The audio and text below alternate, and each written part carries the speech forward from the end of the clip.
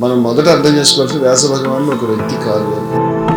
ఉపనిషత్తులను పక్కన పెట్టుకుంటే షిరిడి సాయి చరిత్ర అర్థం చేసుకోవడం సాధ్యం అవుతుందని నాకు అనిపించింది. కఠోపనిషత్తులో నచికేతునికి యముడే గురువు. యముడంటే ఎవరండి? మృత్యువే. మృత్యువు గురువు అవడం ఏమిటి అంటే మన శాస్త్రాల్లో మన ప్రాచీనమైనటువంటి ఆధ్యాత్మిక సారస్వతంలో గొప్ప సౌందర్యం, గొప్ప ప్రతీకలు ఉంటాయి.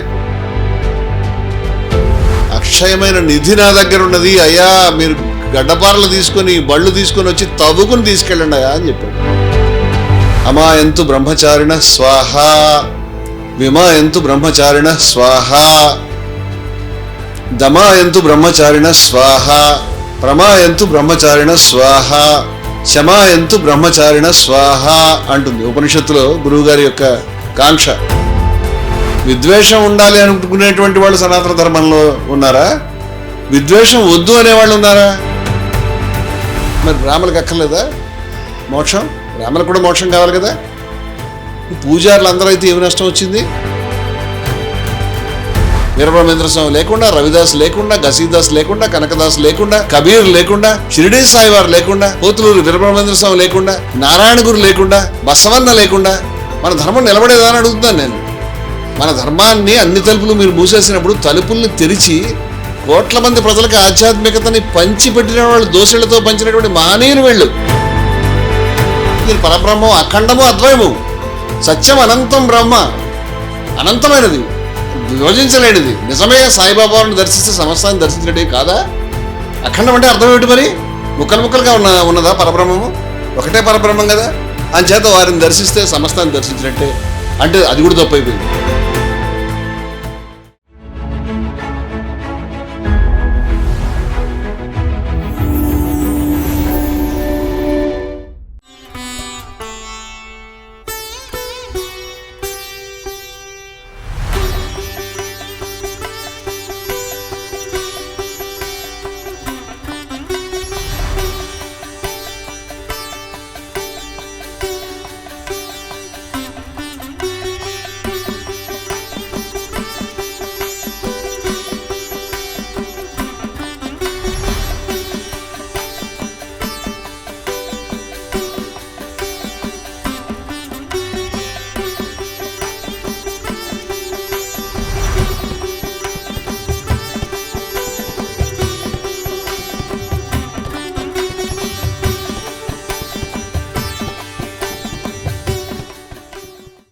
వారు ఇలా వేరే బిజీగా ఇంకొక కార్యక్రమం ఉండి కూడా మనకి అడగగానే ఆ కార్యక్రమాన్ని అడ్జస్ట్మెంట్ చేసుకొని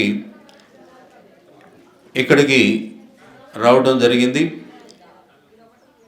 వారి యొక్క అమూల్యమైనటువంటి సందేశాన్ని మనకిప్పుడు ఇస్తారు. సాయిరాం. మిత్రులారా, సమర్థుడైన సద్గురు సాక్షాత్తు పరబ్రహ్మ స్వరూపుడైనటువంటి సాయిబాబా వారికి నమస్కరిస్తూ, ఈరోజు చాలా అద్భుతమైనటువంటి వాతావరణంలో భవిష్యత్తులో ఇక్కడ రాబోయేటువంటి సాయినాథుని మందిరాన్ని ఇంత గొప్పగా, ఇంత అద్భుతమైనటువంటి ప్రదేశంలో, ఈ యొక్క తటాక తీరాన ఇంత గొప్పగా సంకల్పించి చేస్తున్నటువంటి జానకరామయ్య గారికి వందనాలు తెలియజేసుకుంటూ, వారి సంకల్పం దిగ్విజయంగా అద్భుతంగా నెరవేరుతుంది. కేవలం మన 2 తెలుగు రాష్ట్రాలే కాకుండా దక్షిణాదికి, భారతదేశానికి కూడా ఇది గొప్ప పుణ్యక్షేత్రం అవుతుందనేటువంటిది నాకు కనిపిస్తున్నటువంటి విషయం. మిత్రులారా, ఈరోజు ఎంతో పవిత్రమైనటువంటి గురు పూర్ణిమ సందర్భంగా సద్గురు అయినటువంటి సాయినాథుని సమక్షంలో మీ అందరినీ కలుసుకోవటం, ఇక్కడికి రావటం అనేది మహాభాగ్యంగా భావిస్తూ, నేను Hindus for plurality and equality సంస్థ యొక్క ప్రధాన కార్యదర్శిని. మేము నిరంతరాయంగా అనేక సంవత్సరాలుగా హిందువులకు సంబంధించినటువంటి ఎన్నో కార్యక్రమాలు చేస్తూ ఉన్నాము. హైదరాబాద్లో 7వ తారీఖు సనాతన కహాళి పేరిట ప్రసంగం కూడా అంటే గత 2 సంవత్సరాలుగా ప్రతి నెల కూడా మొదటి వారంలో అవిచ్ఛిన్నంగా హిందూ మతంలో విభిన్న స్రవంతులకు సంబంధించినటువంటి పెద్దలు వచ్చి ఉపన్యసించారు. 7వ తారీఖు కూడా లోకనాథం గారు అనేటువంటి పెద్దలు వారు ఉపనిషత్తుల మీద ప్రసంగిస్తారు. అదేవిధంగా అన్నమయ్య గృహం తిరుమల కొండపైన ఉన్నటువంటి అన్నమాచార్యుని యొక్క వారు స్వయంగా నివసించినటువంటి వారి ఇల్లు కూల్చివేయబడినప్పుడు మేము 11.5 లక్షల సంతకాలు ఆ ఇంటిని యథాతథంగా యథాస్థానంలో నిర్మించాలి అనేటువంటి డిమాండ్తో 11.5 లక్షల భక్తుల సంతకాలు, రథయాత్రలు కూడా నిర్వహించడం జరిగింది. అలాగే అనేక కార్యక్రమాలు చేయడం జరిగింది. వాటి జాబితా ఇక్కడ నేను చెప్పబోవడం లేదు. కానీ షిరిడీ సాయి వారికి సంబంధించి మనకి గత దశాబ్దాలుగా తెలుగు నేలపైన గురువారం కానీ గురు పూర్ణిమకి కానీ ఒక ప్రాధాన్యత వచ్చింది అంటే, ప్రజలందరికీ తెలిసింది అంటే నాకు తెలిసి సాయిబాబా వారి వల్లనే, వారి భక్తుల వల్లనే జరిగింది. అటువంటిది ఈరోజు గురు పూర్ణిమ రోజు సాయిబాబా తలుచుకోవద్దు, అసలు సాయిబాబానే స్మరించవద్దు అని చెప్పేటువంటి చాలా అల్పజ్ఞానుల యొక్క ప్రచారం ఏదైతే ఉందో దయవుంచి మీరు దానికి కొంచెం కూడా విలువ ఇవ్వాల్సినటువంటి అవసరం ఏమాత్రం లేదు. ఎందుకంటే మన హిందూ ధర్మంలో, మన సనాతన ధర్మంలో ఇటువంటి ఈ అల్ప బుద్ధులకి స్థానం లేదు. వారికి సనాతన ధర్మాన్ని గురించి ఏమీ తెలియదు. మన ధర్మం అటువంటిది కాదు. వాస్తవంగా వ్యాస భగవానులు కూడా మీరు చూస్తే సంప్రదాయానుసారం వారు ఒక వ్యక్తి గారు. వేదాన్ని అంటే సాంప్రదాయానుసారము ఆధునికమైనటువంటి ఆలోచనలు చూసిన 2 ప్రకారంగా కూడా వ్యాసులు ఒక వ్యక్తి గారు. వేదాలు నిర్మాణం కావడానికి కొన్ని వందల సంవత్సరాలు సమయం పడుతుంది. 4 వేదాలు, ఋగ్వేదము, యజుర్వేదము, సామవేదము, అధర్వణ వేదము. ఒక్క ఋగ్వేదం నిర్మాణం కావడానికే శతాబ్దాలు పట్టి ఉంటుంది అనేది పండితుల అంచనా. వాటిని బహు సమర్థులైనటువంటి ఋషులు ఆ వేద మంత్రాలని, రుక్కులని దర్శించి సాక్షాత్కరింపజేసుకుని వాటిని మనకు అందించారు. అదేవిధంగా యజుర్వేదం, సామవేదం, అధర్వణ వేదం, ఆ తర్వాత ఉపనిషత్తులు, అలాగే మహాభారతం తదితర పురాణాలు, ఇతిహాసాలు, వీటన్నిటినీ కూడా వ్యాస భగవానులే విభజించారు. వ్యాస భగవానులే మహాభారతం రచించారు. వారు వ్యాస భగవానులు మహాభారతంలో ఉన్నారు కూడా. చాలా ముఖ్యమైనటువంటి పాత్ర వారిది. అదేవిధంగా వ్యాస భగవానులే అష్టాదశ పురాణాలు రచించారంటే మనం మొదట అర్థం చేసుకోవాల్సి వ్యాస భగవానులు ఒక వ్యక్తి కాదు అని. అది ఒక అర్హుడైనటువంటి, సమర్థుడైనటువంటి, గొప్ప ద్రష్ట అయినటువంటి గురువుకి ఉన్నటువంటి పేరు. అంతేగాని మనువు కానీ వ్యాసుడు కానీ ఒక వ్యక్తులుగా మనం చూస్తే మనకి ధర్మం అర్థం కాలేదని అనుకోవాలి.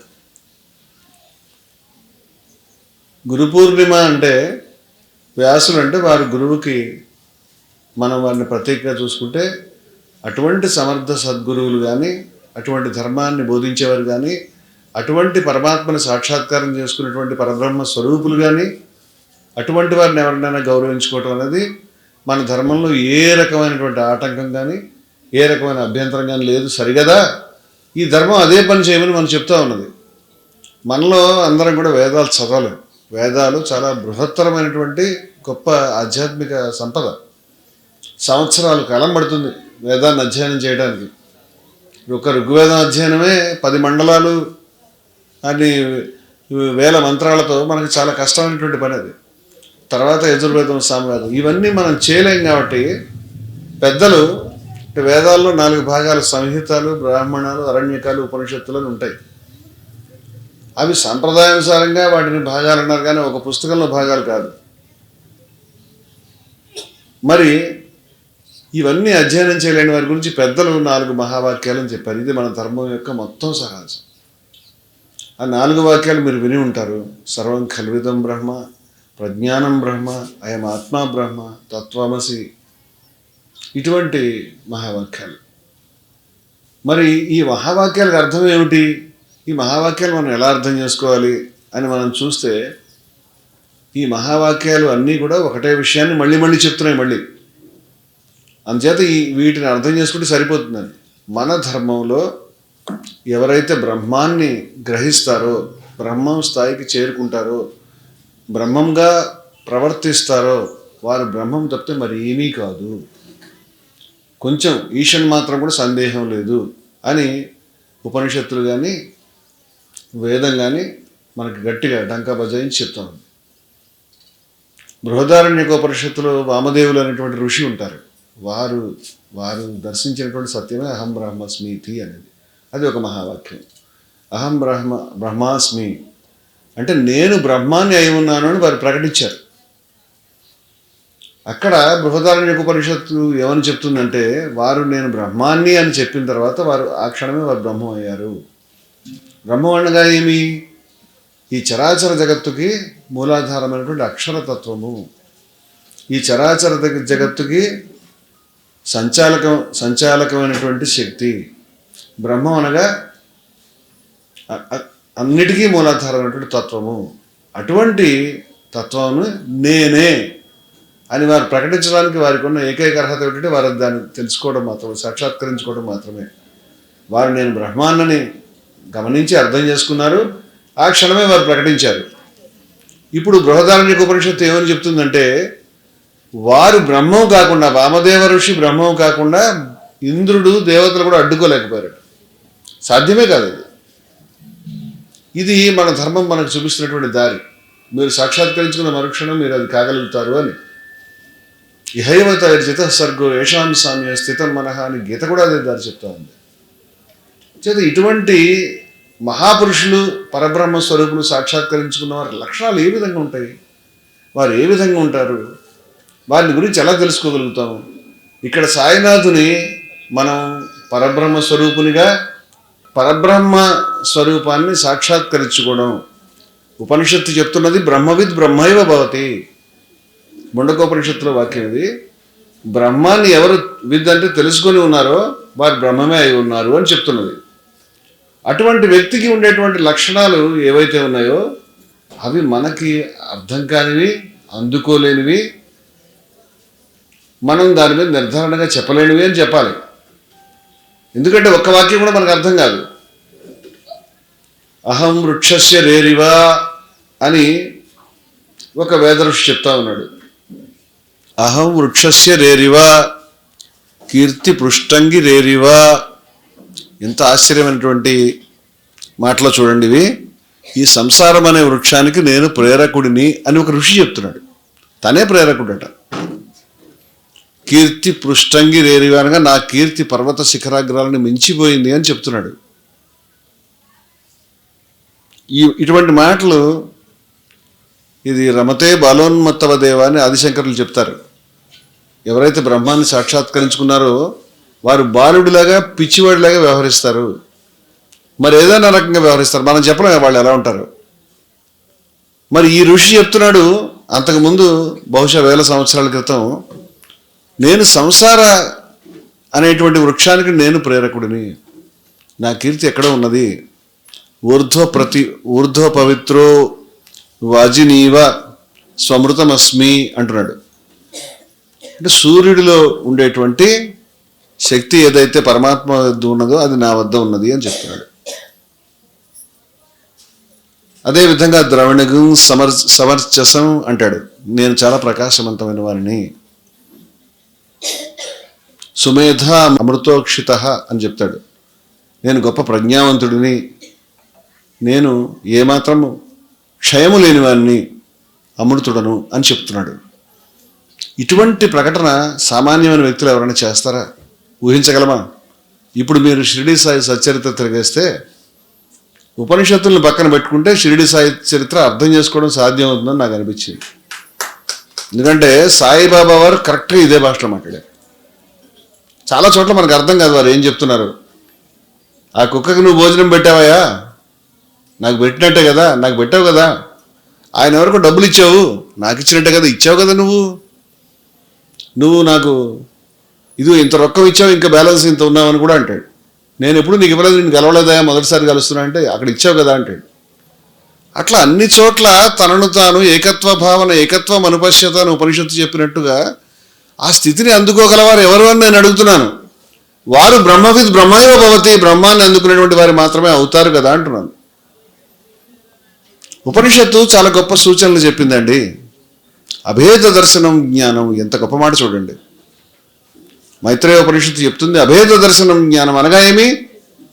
జ్ఞానం అంటే ఎటువంటి భేదాన్ని చూడకపోవడమే.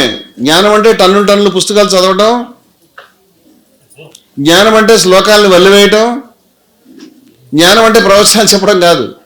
జ్ఞానం అంటే వాస్తవంగా ఏమిటంటే ఎటువంటి భేదాన్ని చూడకపోవడమే. ఎటువంటి భేదాన్ని? ఎటువంటి కుల భేదాన్ని కానీ, ఎటువంటి మత భేదాన్ని కానీ, ఎటువంటి జాతి భేదాన్ని కానీ, ఎటువంటి డబ్బులు ఉన్నవాళ్ళు లేని వాళ్ళు అనే భేదాన్ని కానీ, దేహ భేదాన్ని కూడా చూడకపోవడం. వారు ఏం చేశారండి? ఆ మహాపురుషుడు వారు ఏ భేదమైనా చూసారా? అందరితో కలిసి ఉన్నారు కదా, అందరితో కలిసి అందరినీ కలిపి ఉంచారు కదా. వారు తినేటువంటి ఆహారాన్ని అక్కడ కుండలో పెడితే కుక్కలు కూడా తిన్నాయని చెప్తే మనకి ఇంకా వారు ఏం భేదం చూశారు? డబ్బున్న వాళ్ళు ఆయన దగ్గరికి వచ్చి మేము డబ్బున్న వాళ్ళు వచ్చామని పటాటోపంతో వస్తే అక్కర్లేదు నేను బయటకు వెళ్ళి భిక్షాటం చేయాలని చెప్పినటువంటి మహాపురుషుడు ఏ భేదం చూశాడు? వారి సమక్షంలో ఎటువంటి భేదమైనా చూసినట్టుగా మీరు మొత్తం సచరిత్రలు ఎక్కడైనా కనిపిస్తుందా? మనుషులు సమానం కాదు, ప్రాణులు సమానం కాదు అనే భావన కనిపిస్తుందా? ఏకత్వం ఏమో కనిపిస్తుందా? ఇంత ప్రస్ఫుటంగా, ఇంత స్పష్టంగా సాయినాథుల వారు ఏకత్వ భావాన్ని అంత స్పష్టంగా ఏమని చెప్పింది ఉపనిషత్తు? అభేద దర్శనం జ్ఞానం. ధ్యానం నిర్విషయం మనః. ధ్యానం అంటే ఏమీ లేదు, మనసులో ఎటువంటి రాగద్వేషాలు లేకుండా పక్కన పడేయడమే. స్నానం మనోమల త్యాగం. స్నానం అంటే మనసులో నుండి మలినాలను తొలగించుకోవడమే. శౌచం ఇంద్రియ నిగ్రహ. ఇంద్రియాలను నిగ్రహించడం మాత్రమే శౌచం. ఈ 4 లక్షణాలు మీరు చూస్తే వారి దగ్గర ఉన్నాయా లేవా? వారు ఏనాడైనా అంటే మహాపురుషుల లక్షణాల గురించి మన శాస్త్రాలు, వేదాలు, ఉపనిషత్తులు ఏం బోధిస్తూ ఉన్నాయో, పరమాత్మ స్వరూపులైనటువంటి పరబ్రహ్మను సాక్షాత్కరించుకున్నటువంటి ఆత్మజ్ఞానుల గురించి ఏం చెప్తూ ఉన్నాయో, మరి వారు ఆత్మజ్ఞానులు అవుతారు. ఆత్మజ్ఞానులు గారండి, బ్రహ్మాన్ని సాక్షాత్కరించుకున్న మరుక్షణమే వారు బ్రహ్మమే అవుతారు. అటువంటి వ్యక్తిని పూజించుకోమని, అటువంటి వ్యక్తిని ఆయన యొక్క బోధనలను అర్థం చేసుకోమని, అటువంటి వ్యక్తి చూపినటువంటి బాటలను నడవమని, వారిని సదా స్మరించుకోమని మన శాస్త్రాలు, మన ఉపనిషత్తులు చెప్తూ ఉంటే ఆ పని విజ్ఞులైనటువంటి వారు, పెద్దలైనటువంటి వారి జీవితాన్ని, సమస్తాన్ని దీనికి అంకితం చేశారు వారు.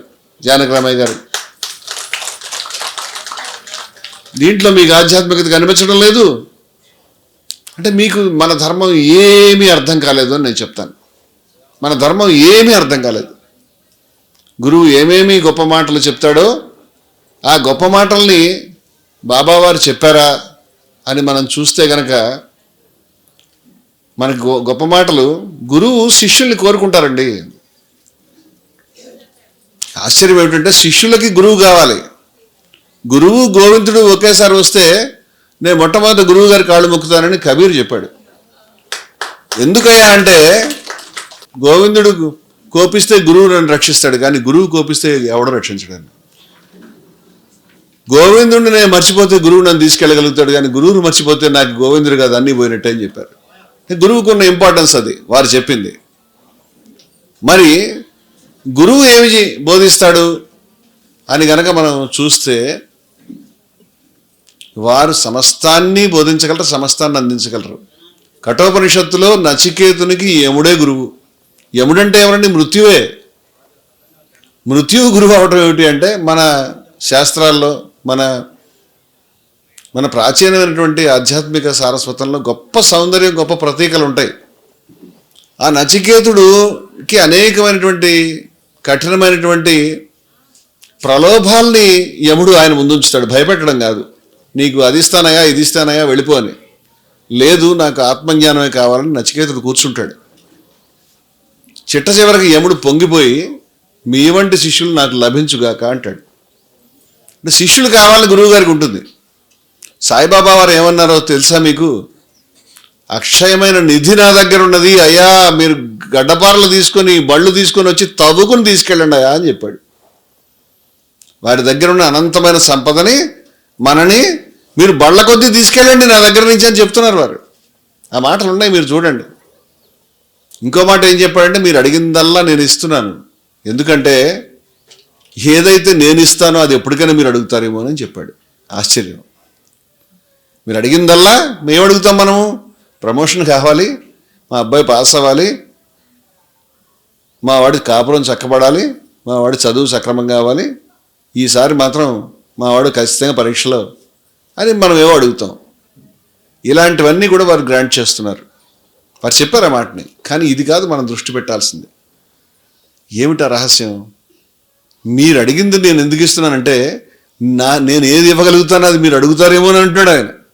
అంటే వారు ఒక నిధి, వారు ఒక సముద్రం. ఆ సముద్రం దగ్గరికి మనం స్పూన్ తీసుకెళ్తే స్పూనే వస్తుంది, మగ్గు తీసుకెళ్తే మగ్గు నీళ్ళు వస్తాయి, బకెట్ తీసుకెళ్తే బకెటే వస్తుంది. మనం తీసుకెళ్లే బకెట్ వల్ల, మనం తీసుకెళ్లే స్పూన్ వల్ల సముద్రానికి లోటు ఏమీ లేదు. ఆయనే చెప్తున్నాడు, అక్షయ నిధి ఉన్నది బకెట్ల కొద్దీ, మీరు బండ్ల కొద్దీ గడ్డపారలతో తవ్వుకుని వెళ్ళండి అని చెప్తున్నాడు. గురువులకి అంత ప్రేమ ఉంటుంది. అమాయంతు బ్రహ్మచారిణ స్వాహ, విమాయంతు బ్రహ్మచారిణ స్వాహ,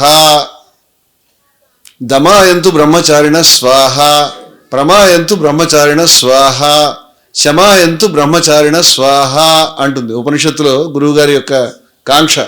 ఏమిటంటే, బ్రహ్మచారులు అంటే విద్యార్థులు. ఆ రోజుల్లో విద్యార్థులు, ఆ విద్యార్థులు నా దగ్గరకు వచ్చుగాక అంటున్నాడు గురువు. సాయిబాబా వారు ఏ విధంగా తవ్వుకుని వెళ్ళమని చెప్తున్నాడు అదేవిధంగా. ప్రమాయంతు బ్రహ్మచారి, అన్ని దిక్కుల నుంచి వచ్చుగా, ఎంతోమంది ఎక్కువ మంది వచ్చుగాక. విమాయంతు అంటే 4 దిక్కుల నుంచి నా దగ్గరకు వచ్చుగాక. దమాయంతు బ్రహ్మచారిణ స్వాహ అంటే బాహ్య ఇంద్రియాలను నిగ్రహించుకున్నటువంటి, నిగ్రహాన్ని పట్ల అనురక్తులైనటువంటి అటువంటి విద్యార్థులు నా వద్దకు వచ్చుగాక. శమాయంతు బ్రహ్మచారిణ స్వాహ, అంతరింద్రియాలను నిగ్రహించుకున్నటువంటి అటువంటి నిగ్రహాన్ని నా దగ్గరకు వచ్చుగాక. అంటే గురువు గారు 2 చేతుల తను చాచి, రెండయ్యా నా దగ్గర తీసుకోండి అని ఉపనిషత్తులో గురువు చెప్తున్నాడు. మా సాయిబాబా వారు కూడా చెప్తున్నారు. మరి సాయిబాబాని ఉపనిషత్ స్వరూపంగా సాక్షాత్కరించుకుంటే మీకేమిటి ఇబ్బంది? మీ బాధ ఏమిటి?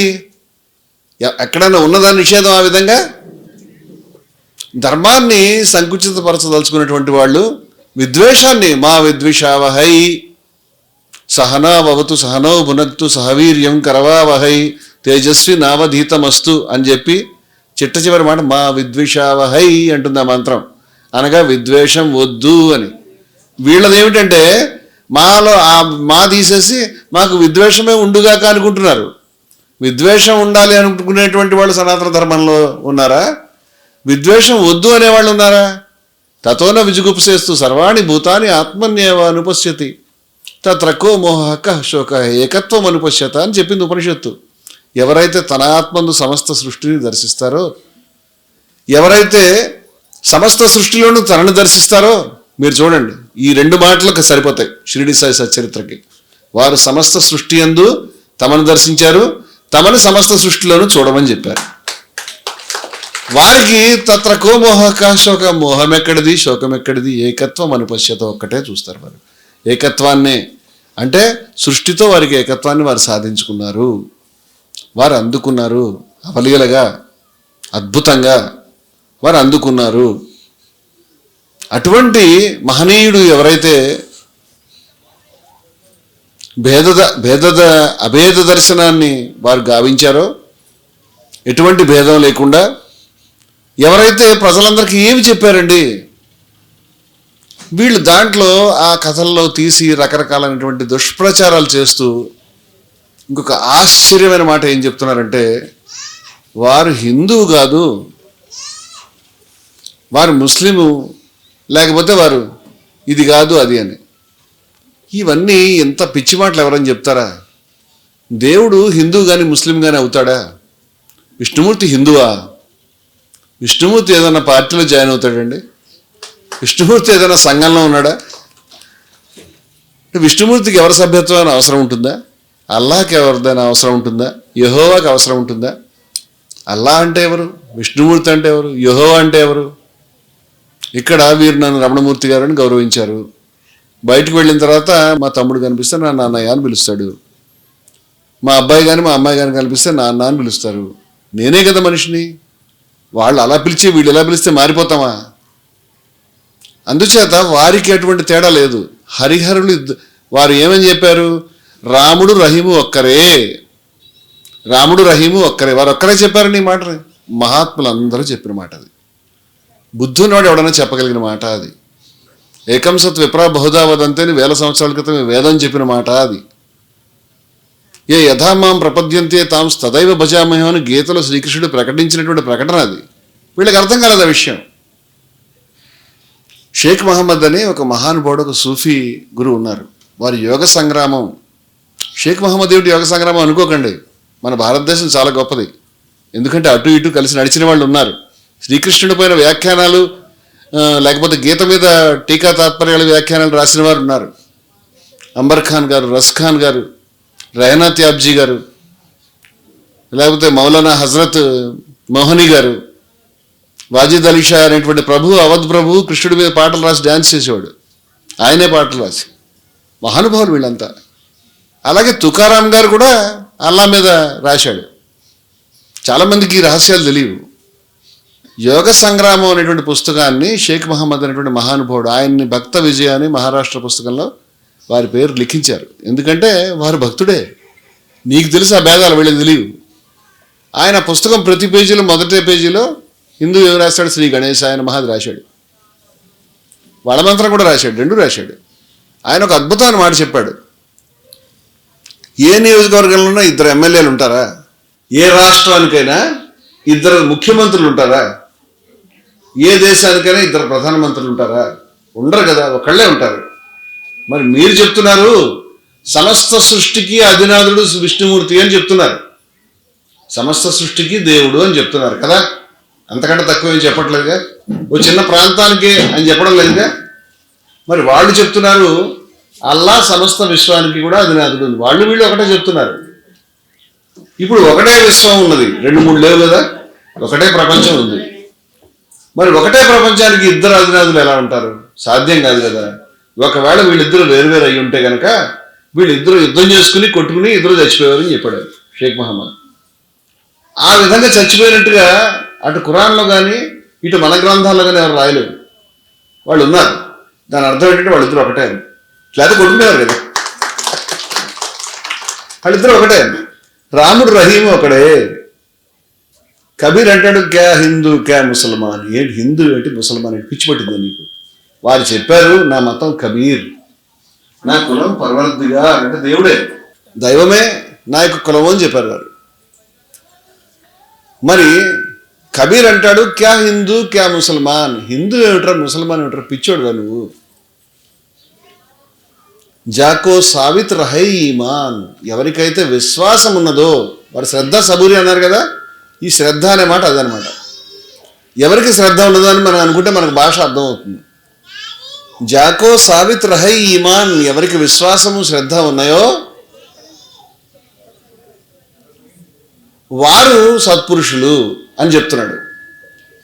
క్యాజో పడియే వేద్ పురాణ్. వేదాలు పురాణాలు చదివావు, ఏమొచ్చింది నీకు? ఏం తెలుసుకుంది?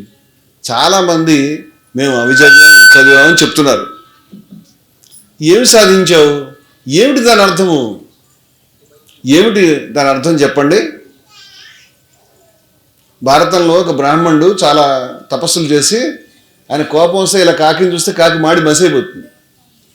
ఆయన ఎవరో ఒక ఆవిడ ఇంటికి భిక్షాటనకు వెళ్తాడు. ఆవిడ రావడం లేట్ అవుతుంది. ఆవిడ ఏదో ఇంట్లో పని చేసుకుంటుంది, భర్తకి ఉపచారం చేస్తుంది. ఈయన ఆవిడ రాగానే ఇట్లా ఇట్లా చూస్తుంటాడు. చూస్తుంటే నేను అలా పడిపోవడానికి మీ అడవిలో కాకిని కాదు అని చెప్తుంది. షాక్ అవుతాడు. ఇన్ని రహస్యాలు తెలిసిపోయి ఈవిడ కానీ. అంచేత అన్నీ చదివేసి దాని మీద మేమంతా దానివల్ల ఏమీ లేదు.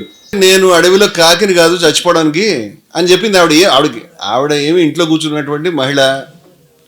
నేను మహా తపస్సంపన్నుడైనటువంటి పెద్ద మనిషిని, ఈవిడికేం తెలుసు అనుకుంటాడు ఈయన. ఆవిడ మామూలుగా చూసి చెప్పింది.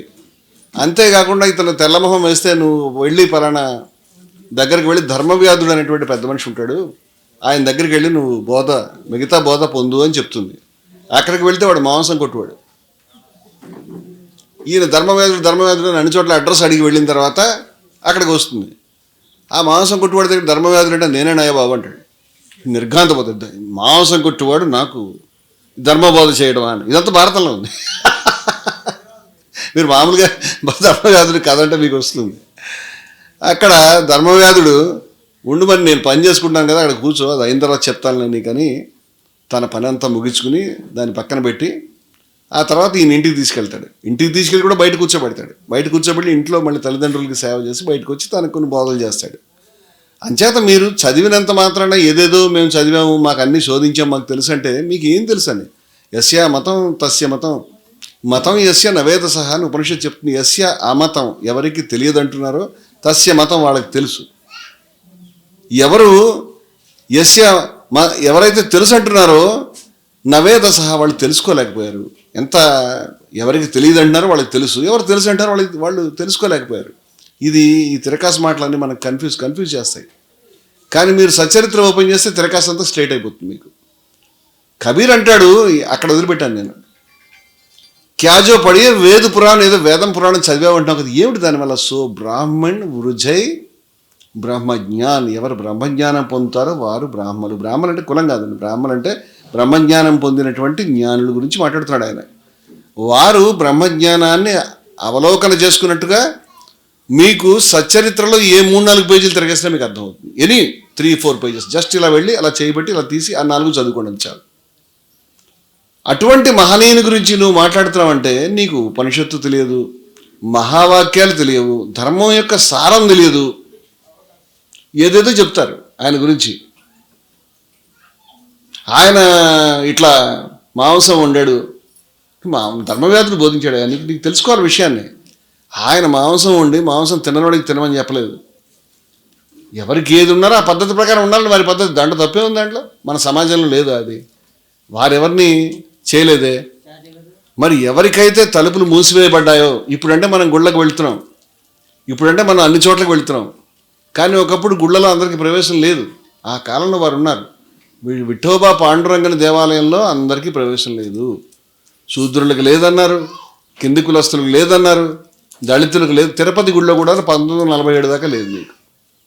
అటువంటి కాలంలో పనిచేసి 2 చేతుల నిండా వారి ఆధ్యాత్మిక సంపదని ఆ షిరిడి గ్రామంలో నిరుపేదలకి కులము వర్ణము భేదము ఏమీ తేడా లేదు. వారితో పాటు మసీదులో పడుకునే వాళ్ళు బ్రాహ్మణ అయినా బీసీ అని ఎస్సీ అని మన భాషలో చెప్పాలంటే అటువంటి వాళ్ళంతా. అసలు షిరిడియే ఒక మాలపల్లె. అటువంటిది వారందరికీ 2 చేతులండి. రామాయణం చదువుకోండి, ఏకనాథ భాగవతం చదువుకోండి, ఈ రకమైనటువంటి శ్రీరామనవమి కార్యక్రమం చేయండి.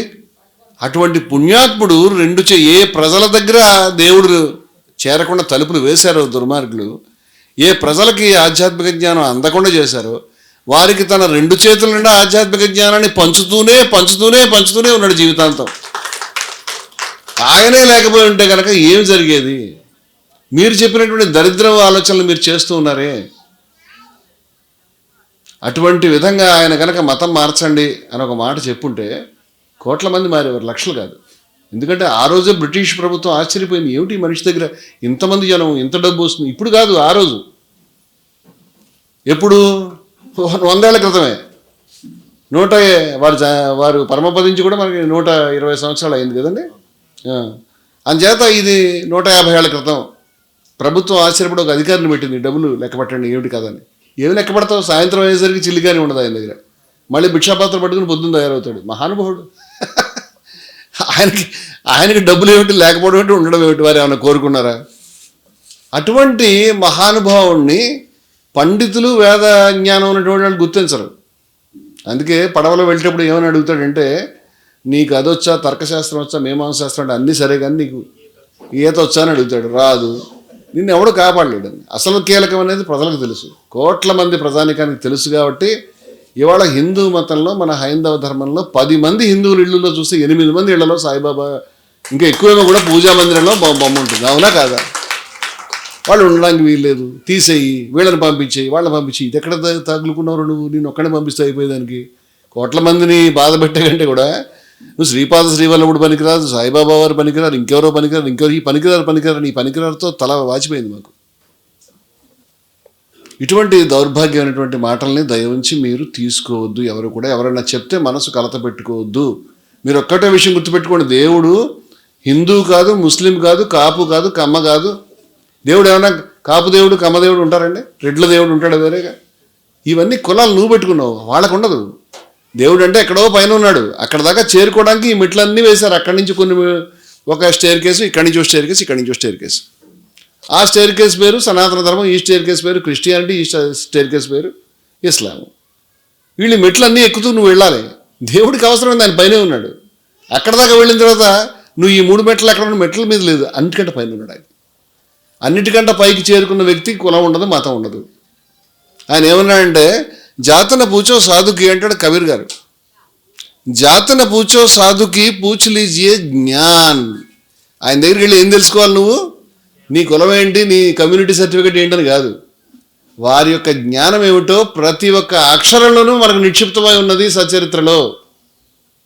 ప్రతి ఒక్క అక్షరంలోనూ మొత్తం అన్ని విషయాలు వారు స్పష్టంగా తేట తెల్లంగా ప్రజలకు అర్థమయ్యే భాషలో సంస్కృత శ్లోకాల్లోనూ వ్యాఖ్యానాలు, టీకా టిప్పణీలు అవసరం లే. సామాన్యుడైన బాలుడు, హై స్కూల్ పిల్లవాడు చదివితే అర్థమయ్యే విధంగా ఉండేటువంటి భాషలో వారు అది ఒక సంకల్పం అండి, దివ్యమైన సంకల్పం. ప్రజలందరికీ అందాలి కదా జ్ఞానము అనే ఉద్దేశంతో వారు అందించారు, వారు ప్రవచించారు. అదృష్టవశాత్తు మనకి హేమంత్ పంత్ గారు రాసిపెట్టారు, మనకి లభ్యమైనవి. ఆ జ్యోతిని ఆరిపోకుండా ఇటువంటి మహాత్ములందరూ కూడా మనకి ఆ జ్యోతిని ఇక్కడ దాకా తీసుకొచ్చి ఈ కోదాడ పట్టణంలో తెలియాలి, ఈ ప్రాంతాలన్నింటిలో తెలియాలి. బాబావారు ఏం చెప్పారండి?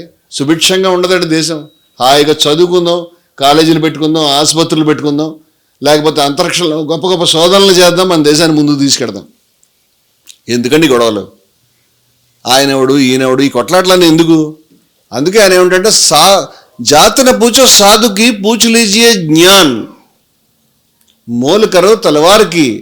కత్తిని తీసిన తర్వాత ఆ కత్తి ఎంత టెంపర్తో ఉంది, ఎంత గట్టిగా ఉంది, ఎలా పదునుతో ఉంది చూసుకోవాలి నువ్వు.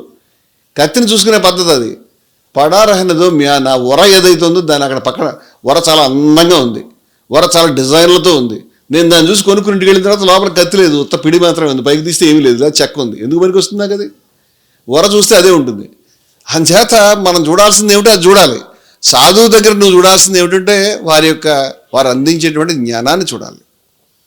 ఆ మహాత్ముడు ఆయన ఏ ప్రమాణం ప్రకారం మీరు చెప్పండి, ఏ ప్రమాణం చెప్పండి, మీరు శాస్త్ర ప్రమాణాలు మీరు రూపొందించి చెప్పండి. ఈ ప్రమాణాలని, ఆ ప్రమాణాలను దాటి ఎక్కడ ఉన్నారు వారు?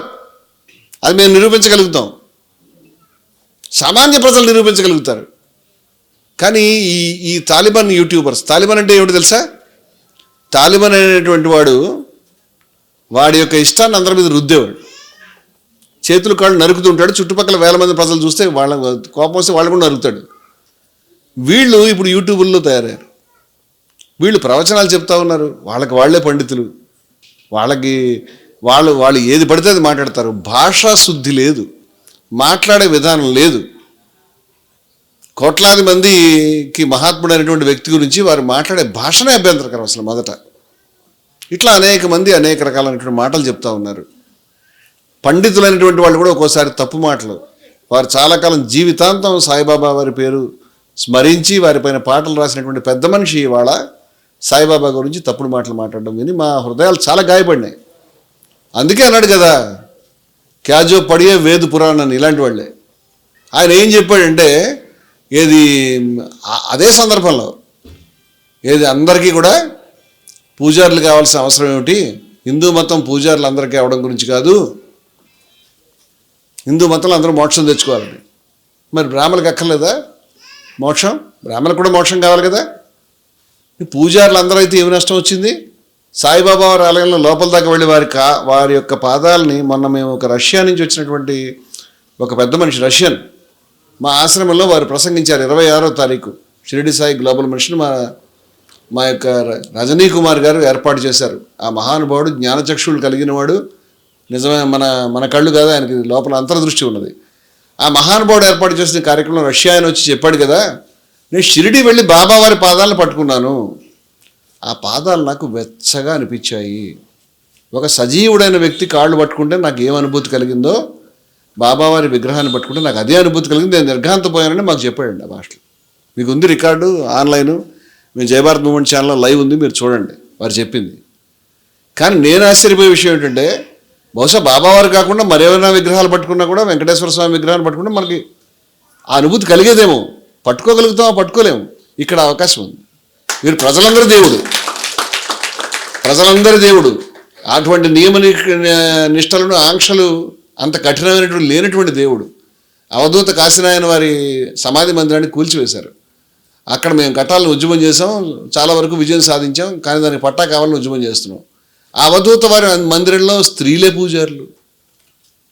మరి బసవన్న ఎన్ని మార్పులు చేశాడు, నారాయణ గురు ఎన్ని మార్పులు చేశాడు, పోతులూరు వీరబ్రహ్మేంద్ర స్వామి ఎన్ని మార్పులు చేశాడు. వీళ్ళు లేకుండా మన ధర్మం ఉంటుందా అండి? వీరబ్రహ్మేంద్ర స్వామి లేకుండా, రవిదాస్ లేకుండా, గసీదాస్ లేకుండా, కనకదాస్ లేకుండా, కబీర్ లేకుండా, షిరిడీ సాయి వారు లేకుండా, పోతులూరు వీరబ్రహ్మేంద్ర స్వామి లేకుండా, నారాయణ గురు లేకుండా, బసవన్న లేకుండా మన ధర్మం నిలబడేదా అని అడుగుతున్నాను నేను. మన ధర్మాన్ని అన్ని తలుపులు మీరు మూసేసినప్పుడు తలుపుల్ని తెరిచి కోట్ల మంది ప్రజలకు ఆధ్యాత్మికతని పంచిపెట్టిన వాళ్ళు, దోషులతో పంచినటువంటి మహనీయులు వీళ్ళు. వీళ్ళు చెప్పింది మనం అర్థం చేసుకోకుండా ఇవాళ ఇది పనికిరాదని ఎవరైతే తలుపులు మూసారో వాళ్ళ మాటలు మనం వినకూడదు. అటువంటి ఆంక్షలు వారి దగ్గర లేవు. వారు ఎంత గొప్పగా చెప్పారండి. ఎందుకయ్యా నువ్వు బొట్టు పెట్టించుకున్నావు, ఎందుకయ్యా నువ్వు పూజ చేయనిచ్చావంటే, ఆయన బ్రాహ్మణుడయ్యా, ఆయన ఎవరిని పూజించడం బట్టాన, ఆయన నాలో చూస్తున్నాడు, ఆయన విశ్వాసానికి నేను గౌరవం ఇచ్చాను అన్నాడు ఒక దగ్గర. మరొక దగ్గర ఏమంటాడే, నువ్వు బ్రాహ్మణుడు, నువ్వు కింద ఉండు, నేను ఇక్కడ ఎవరున్నారు కూర్చున్నారని. అంటే నీకు ఆ భావం పోవాలి, భేదభావం పోవాలి. మన పురాణంలో ఒక దగ్గర కథ ఏమని ఉంటుందంటే, ఋషీశ్వరులు వారు తపస్సు చేస్తూ ఉంటే వారికి మోక్షం మాట దేవుడికి ఆయనకు దాహం వేస్తుంది. దాహం వేసినప్పుడు మంచినీళ్ళు కావాలని ఆయన దేవుడిని గట్టిగట్టిగా ప్రార్థించాడు. దేవుడు రాలే. ఆ దారిన పోయేవాడు వచ్చి, ఏమిటి ఈయన గొడుగుతున్నాడని, ఏమంటే మీకు ఏంటి మంచినీళ్ళు కావాలని నా దగ్గర ఉన్నాయని వాడి దగ్గర ఉన్న తోలు తీర్చి చూపించాడు. నాకు నువ్వు ఆ తోలు తీర్తిలో నీళ్లు ఏమనుకుంటావు నువ్వు నా గురించి, నువ్వు వెళ్ళి అవతల కానీ మళ్ళీ ఈయన ప్రార్థన మొదలుపెట్టాడు. చివరికి ఆయన కోపం వచ్చి, ఇంతసేపటి నుంచి ప్రార్థిస్తున్నాను, నువ్వు కనీసం నాకు మంచినీళ్ళు ఇవ్వలేదు, మోక్షం అడగలే కదా అని. అప్పుడు విష్ణుమూర్తి అంటాడు, ఇందాక ఇంద్రుడిని అమృతం ఇచ్చి పంపించానయా, నువ్వు పెద్దవాడు కదా అని. ఆయన ఆగేటప్పుడు వచ్చాడు, నీకు తేడాలు లేవేమో అనుకున్నాడు, నీకు తేడా ఉందని నాకు కూడా తెలియదు, ఇప్పుడు అర్థమైంది, నువ్వు అమృతం మిస్ అయిపోయావు, నన్ను ఏం చేయమంటావు అని చెప్పాడు. So this is what happens. నువ్వు గనక జాతుల పూచో సాధుకి అన్నప్పుడు నువ్వు జాతులను చూసుకుంటూ ఆయన ముస్లిమా, ఆయన హిందువా, ఆయన నుంచున్నాడా, కూర్చున్నాడా, ఇలా ఉన్నాడా, అలా ఉన్నాడా, నీకు ఏందిరా బాబు ఇదంతా ఏంది? ఏ ఒక్క విషయాన్ని మీరు విశ్వసించవద్దు. పునర్జన్మలు ఉంటాయండి ముస్లింలకి, క్రైస్తవులు మీరు అడగండి, ఉండవు. సిక్కులకి, బౌద్ధులకి, హిందువులకి, జైన్లకి, భారతీయ మతాలు ఉంటాయి. వారి ప్రతి మాట పునర్జన్మల గురించి ప్రస్తావిస్తూనే ఉంటారు. వారు హిందూ ధర్మం ప్రకారం నడుచుకుంటా అంటే 1000 ఉదాహరణలు చెప్తాం. అలాగని నేను ఈయన హిందువే అని కమ్యూనిటీ సర్టిఫికేట్ ఇవ్వడానికి సిద్ధంగా లేను. ఎందుకంటే అది అవమానపరచడం వారిని. ఆ కమ్యూనిటీ సర్టిఫికేట్ నాకు కావాలి, నీకు కావాలి, వారికి అక్కర్లేదు. వారు ఎక్కడో ఉంటారు. వారు అటువంటి ఎంతో హైట్స్కి వెళ్ళేటువంటి మహానుభావులకి ఉండమని వాళ్ళు అన్ని మతాల యొక్క కూడలిలో సంగమంలో ఉన్నారు. వారు అన్ని మతాలు చివరికి వేదాలని, బైబిల్ని, ఖురాన్ని దాటి మానవాళిని తీసుకెళ్లాలని స్వామి వివేకానందుడు చెప్పాడు. వేదాలని, బైబిల్ని, ఖురాన్ని దాటి తీసుకెళ్లాలి మనుషుల్ని. మూడింటికి తగాదపడడం ద్వారా కాదు, మూడింటిని సమన్వయపరచాలని చెప్పాడు. మనం సమన్వయపరిచి నిజంగా తీసుకెళ్తే అక్కడ ఎవరుంటారంటే ఇంకో సాయిబాబా వారు ఉంటారు. ఎందుకంటే అక్కడ వెళ్ళిపోయాడు ఆయన, ఆ స్థితిలో ఉన్నాడు. అక్కడ దాకా పరబ్రహ్మానికి కులమేమిటి, మతం ఏమిటి, పిచ్చిగా అవుతాయి. వీళ్ళు ఈ దరిద్రపు మాటలన్నీ చెప్తూ ఉంటారు మనకి. అదే కాకుండా ఏది ఈ పద్ధతిలో ఆగమశాస్త్రం గాడిది గుడ్డు. నేనేమి ఎవరిని నిందించడానికి మాట్లాడట్లేదు, నేను నిన్ను నిందిస్తున్నాను, శాస్త్రాలను కాదు. నేనేమంటానంటే హిందూ మతం గురించి బేసిక్ నాలెడ్జ్ ఉన్న వాళ్ళకి ఎక్కడ ఏ మతంలో లేని ఒక విషయం చెప్తా మీకు. అన్ని మతాల్లో ఎక్కడైనా ఉందా? మీ ఇష్టదైవం ఏంటంటారు. క్రైస్తవుల్ని మీ ఇష్టదైవం అని అనడానికి అధికారం లేదు. క్రైస్తవుల దైవం ఒకడే, ఆ దైవమే చెప్పాలి, ఇంకో పేరు చెప్పడానికి లేదు. ముస్లింలకు ఇష్టదైవం చెప్పడానికి లేదు. లా ఇలాహ ఇల్లల్లా అంటే అల్లాహ్ని మించిన దేవుడు లేడని ఒప్పుకోరు వాళ్ళు. హిందువులకి ఇష్టదైవం అనేటువంటి ఒక సిద్ధాంతం, ఒక ప్రాతిపదిక ఇవాళ కాదు 1000 సంవత్సరాల నుంచి ఉంది. అంటే నీకు ఇష్టమైన కార్తికేయుడిని, నీకు ఇష్టమైన గణేష్ని, నీకు ఇష్టమైన అమ్మవారిని, నాకు ఇష్టమైన వెంకటేశ్వర స్వామిని తలుచుకోవచ్చు. నీకు ఇష్టమైనటువంటి విష్ణుమూర్తిని తలుచుకోవచ్చు, నీకు ఇష్టమైన శివుడిని తలుచుకోవచ్చు. ఆ దారి మనకి ఇచ్చారు. నీకు ఇష్టమైనటువంటి ఆ ఊర్లో ఉన్నటువంటి ఎల్లమ్మ తల్లిని తలుచుకోవచ్చు, నీకు ఇష్టమైన సమ్మక్కని తలుచుకోవచ్చు, నీకు ఇష్టమైన సమ్మక్క సారలమ్మని శుభ్రంగా దైవ దేవతా స్వరూపులుగా పూజించుకోవచ్చు, నీకు ఇష్టమైన పోతులూరు వీరబ్రహ్మేంద్ర స్వామిని తలుచుకోవచ్చు, నీకు ఇష్టమైనటువంటి సాయిబాబా వారిని తలుచుకుందామని మా ఇష్టదైవం అని కోట్ల మంది, 80% మంది హిందువులు, కోట్ల మంది వాళ్ళ ఇన్ని దేవాలయాలు ఎవరికైనా ఉన్నాయా? ఇన్ని దేవాలయాలు హైదరాబాద్లో అయితే మీరు ఇంకా ప్రతి ఊర్లో ఉందో లేదో నాకు తెలియదు, కానీ హైదరాబాద్లో లేని గల్లీ లేదేమనుకుంటా, అన్ని దేవాలయాలు ఉన్నాయి. హైదరాబాద్లో కొంచెం తవ్వితే కింద సాయిరాం సాయిరాం అని మనకు వినిపిస్తుంది, అంత భక్తి ఉంది అక్కడ. ఇవాళ పొల్యూషన్ చేసి ఈ జనరేషన్ పిల్లలకి తప్పుడు మాటలు చెప్తున్నారు. ఉపనిషత్తులో ఏముందో, శాస్త్రంలో ఏముందో వారి యొక్క బోధ అదే. నేను మొన్న చెప్పాను, వేదంలో సాయిబాబాని, వేదంలో రాముడు లేడు, కృష్ణుడు లేడు, చాలామంది లేరు, వాళ్ళ పేర్లు అక్కడ అక్కర్లేదు. కానీ వేదము సమస్తం సాయిబాబా వారి వేదంలో లేరు, కానీ వేదం సమస్తం సాయిబాబా వారిలో ఉంది, ఉపనిషత్తు సమస్తం సాయిబాబా వారిలో ఉంది. వారి యొక్క బోధనే ఉపనిషత్తు అంటే, వేరే ఏమీ లేదు. నువ్వు ఎక్కడ తిరగాల్సిన అవసరం లేదు. సరళమైనటువంటి భాషలో, సరళమైన పద్ధతిలో రాముడు రహీము ఒక్కరే, తగాదా పడద్దు, వాద వివాదాలు వద్దు, మంచిగా నడుచుకోండి నాయన, తెలుసుకోండి, నీ జీవితంలో నువ్వు ఖచ్చితంగా బ్రహ్మజ్ఞానాన్ని సంపాదించుకోవాలి, అది ఇవ్వడానికి నేను సిద్ధంగా ఉన్నాను నీకు, నువ్వు నన్ను అడగడం లేదు, నేను అన్నిట్లోనూ వ్యాపించి ఉన్నాను, అహం వృక్షస్య దేరివానంటే చెప్పాడు ఆయన, సమస్తంలో నిండి ఉన్నాను. ఈ మాటలు చెప్పే వ్యక్తిని భారతీయుడు ఎవడైనా, హిందూ అక్కర్లేదు, భారతీయుడు ఎవడైనా 2 చేతులు దండం పెట్టి పరమాత్మ నువ్వు అని చెప్తాడు. అదే చెప్తున్నాం మేము. పరమాత్మ అంటే మాకు తెలిసిన అర్థం అదే, వేరే అర్థాలు ఏమీ లేవు. అందువల్ల ఆ పరమాత్మ పరబ్రహ్మ స్వరూపుడు అయినటువంటి సాయిబాబా వారికి ఇక్కడ భవ్యమైనటువంటి ఆలయాన్ని మా మహర్షి వంటి జానకరామయ్య గారు ఖచ్చితంగా అద్భుతంగా నిర్మిస్తారు. మనకి కోదాడ పట్టణానికి కాదు, తెలంగాణ రాష్ట్రానికి కాదు, ఈ దక్షిణ భారతదేశంలో గొప్ప తీర్థంగా ఇది వెలుగొందుతుందని నేను ఆశిస్తూ, ఇటువంటి మాటలు మీరు పెడచెవిన పెట్టద్దు. అటువంటి విద్వేషపూరితమైన మాటలు వినాశన ధర్మం అని మాత్రమే అంటాము. అటువంటి ప్రచారం చేసే వాళ్ళని తాలిబన్లు అంటే కేవలం ముస్లింల్లోనే కాదు, అన్ని చోట్ల ఉంటారు. వాళ్ళు హిందూ అనడానికి నేను ఇష్టపడను, ఎందుకంటే హిందూ మతంలో తాలిబనిజం లేదు, హిందూ మతంలో ద్వేషమే లేదు. నేను చెప్పింది వినాలి, నువ్వు చెప్పింది పనికిరాదు, మొత్తం అంతా నేను చెప్పిందే వినాలనే పద్ధతే లేదు. మన పద్ధతిలో మనం బ్రతకడానికి మనకు సంపూర్ణమైన అధికారం ఉన్నది. వారు మనని సమర్థ సద్గురు అని ఎందుకన్నారంటే సరైన దారిలో మనం తీసుకెళ్తున్నారు. వారు ఎక్కడ no deviation, I can challenge anybody. వారు చెప్పినటువంటి బోధనలో ఎక్కడన్నా ఏమిటంటే అక్కడికి షిరిడి వెళితే ఇంకేం తీర్థం బాబు, ప్రతి పురాణంలో మాట రాస్తారు, ప్రతి తీర్థానికి సంబంధించినటువంటి స్థల పురాణంలో ఈ మాట రాస్తారు. ఇక్కడికి వస్తే ఎక్కడికి వెళ్ళక్కర్లేదు, ఆ పురాణం చదువుకుంటే ఈయన్ని పూజిస్తే ఇంకా ఎవరిని తలుచుకోవాల్సిన అవసరం లేదు. ఇది మామూలుగా ఉంటుంది, మీకు ఆఖరణ ఉండేటువంటి విషయం అదే ఉంటుంది ఆఖరి పేజీల్లో. అటువంటిది సాయిబాబా ఏమి నష్టం వచ్చింది? పరబ్రహ్మం అఖండము అద్వయము, సత్యం అనంతం, బ్రహ్మ అనంతమైనది, విభజించలేనిది. నిజమే సాయిబాబాను దర్శిస్తే సమస్తాన్ని దర్శించినట్టే కాదా? అఖండం అంటే అర్థం ఏమిటి మరి? ముక్కలుగా ఉన్నదా పరబ్రహ్మము? ఒకటే పరబ్రహ్మం కదా. అంచేత వారిని దర్శిస్తే సమస్తాన్ని దర్శించినట్టే అంటే అది కూడా తప్పైపోయింది. అంచేత ఆ విధంగా చేసి హిందూ మతాన్ని బలహీనపరచడానికి ఎవరు హిందూ మతాన్ని బలహీనపరచట్లేదు. సాయిబాబా వారిని నమ్ముకున్న వారు ఎవ్వరూ హిందూ మతానికి దూరం కాలేదు. సాయిబాబాని నమ్ముకున్న వారి ఇళ్లలో ఎక్కడ హిందూ మత ఆచారాలకు లోటు లేదు. మీ దరిద్రాలు మీ దగ్గర ఏమైనా ఉందేమో మాకు తెలియదు. ఎందుకు అబద్ధాలు చెప్తారు మీరు? సాయిబాబా వారు అంగీకరించి వారు పరమపదించేటువంటి సమయంలో దగ్గర కూర్చొని శ్రీరామ విజయాన్ని చదివించుకున్నారు. వారికి తెలియక కాదు, అది ఒక సంప్రదాయం. మనకందరికీ అటువంటి తత్వాన్ని బోధపరచాలనే ఉద్దేశంతో వారు చేశారు. అటువంటి మహాపురుషుణ్ణి, పరబ్రహ్మ స్వరూపుడైనటువంటి వ్యక్తిని ఈ రోజు గురు పూర్ణిమ రోజు ఇంతకంటే గొప్ప విషయం ఏముందండి? వారు వ్యాస స్వరూపమే. మేము వ్యాసులతో విభేదించడం లేదండి. వ్యాసులు ఒక వ్యక్తి కాదని చెప్తున్నాను నేను. సాయిబాబా వారు వ్యాస స్వరూపమే, వ్యాసుడు పరబ్రహ్మ స్వరూపమే, సాయిబాబా పరబ్రహ్మ స్వరూపమే. అంచేత సాయిబాబాలో మేము వ్యాసుడిని, పరబ్రహ్మతత్వాన్ని స్పష్టంగా చూస్తూ ఉన్నాం. గురు పూర్ణిమ రోజు వారిని తలుచుకోవడం అత్యంత ఉచితమైనటువంటిది, చేయదగ్గ పని, గొప్ప పని, శ్రేష్టమైనటువంటి పని. వారి యొక్క బోధన తెలుసుకోవడం ఉపనిషత్తును తెలుసుకోవడమే.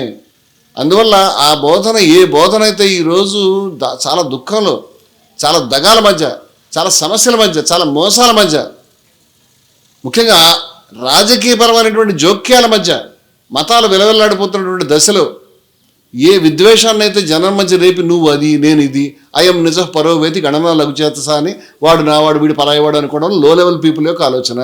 ఉదార చరితానాంతో వసుదైక కుటుంబకం. ఇదండి ధర్మం మనది. వాడు నావాడు వీడు నీవాడు అన్న వెంటనే నువ్వు లోయెస్ట్ పీపుల్ కింద లెక్క నువ్వు. కానీ నిజంగా సబ్జెక్ట్ తెలిసిన వాళ్ళు మొత్తం ప్రపంచం అంతా కుటుంబం అనుకుంటారు. వారు అనుకున్నారండి, ఎవరినైనా దూరం పెట్టారా ఆ మహానుభావుడు. అంచేత ఇటువంటి తత్వం అనేటువంటిది, అయ్యా మీరు సాయిబాబా వారిని తెలుసుకోండి, సాయిబాబా వారిని ధ్యానించండి, సాయిబాబా వారిని స్మరించండి, సాయిబాబా వారి యొక్క బోధనల్ని ఆచరణలోకి తీసుకురండి. అక్కడతో మీరు ఆక్కండి. దయవుంచి ఇన్ని బాధల మధ్య ఉన్న భారతదేశంలో ప్రతి ఇంటికి కూడా మీరు సాయిబాబా యొక్క బోధనని, సాయిబాబా యొక్క తత్వాన్ని తీసుకెళ్ళి ఈ దుర్మార్గమైనటువంటి విద్వేషాలు, బాధలు, కొట్లాటలు, ఈ దరిద్రం అంతా తీసేసి ప్రజలందరూ షిరిడీలో వారు ఏ విధంగా కలిపి నడిపించారో ఆ విధంగా అందరూ కలిసి చక్కటి దేశాన్ని నిర్మించుకునేటువంటి పరిస్థితి మనం తీసుకురావడానికి ఈ బోధనలు ఈరోజు సుగమమైనటువంటివి, చాలా గొప్ప మార్గదర్శనం చూపిస్తాయి. కాబట్టి ఈ రోజు వారిని తలుచుకోవడం అనేది మనం జీవితం ధన్యమైనట్టునే భావించుకుంటూ, జానకరామయ్య గారు మరి వారు ఏమి చూసి నన్ను రమ్మన్నారో నీకు తెలియదు, కానీ వారి పెద్దలు ప్రత్యేకం నన్ను ఒకసారి కలిసి మాట్లాడడమే కాకుండా మా ఆశ్రమానికి విచ్చేసి చాలా ప్రేమగా మీరు రావాలని అన్నారు. సమర్థ సద్గురు సాయిబాబాకి జై.